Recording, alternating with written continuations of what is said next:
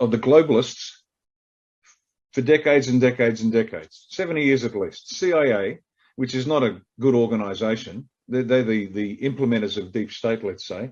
They've been working this in the Ukraine for 70 years, building up a resistance to everybody and everything. Why? Because they needed to bring the Soviet Union down, but they also want the resources that are in the Ukraine. That's what this is all about.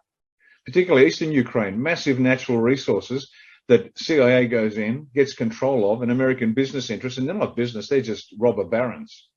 They're not legitimate businessmen. They just want to steal, and that's what goes on. And so they're taking that away from Russia and the Ukraine. And on top of that, it's the center of the deep state. And so by Vlad Putin going in, he's cutting the head off the snake. Once Ukraine goes down, because they've already taken out the capital of Kazakhstan. And if you want to have a look at what's weird, go look at the architecture in Kazakhstan and tell me this is normal architectural buildings of a struggling nation. But Ukraine, that's the head of the snake, and Vlad's taking the head off. Once the head comes off, the whole beast will die. So that's what's actually going on, folks. So please, they are going to tell you their stories about possible nuclear war, and Vlad's the bad man.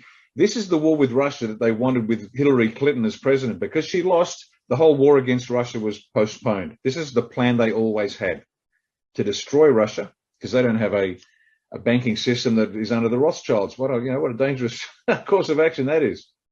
And they want to get a hold of the resources. This is them taking down. Anyway, so Vlad's taking down deep state. He's helping. He's cutting the head off the snake. So that's what's going on. So ignore all the chatter you're going to hear over the next little while about potential nuclear war and Russia's attempt to take over the globe. Completely the opposite. So that's the Ukraine. And so pay attention, but please do your own research. Don't, for goodness sake, don't watch mainstream media, because if their lips are moving, just like the politicians, if the media's lips are moving, they're lying.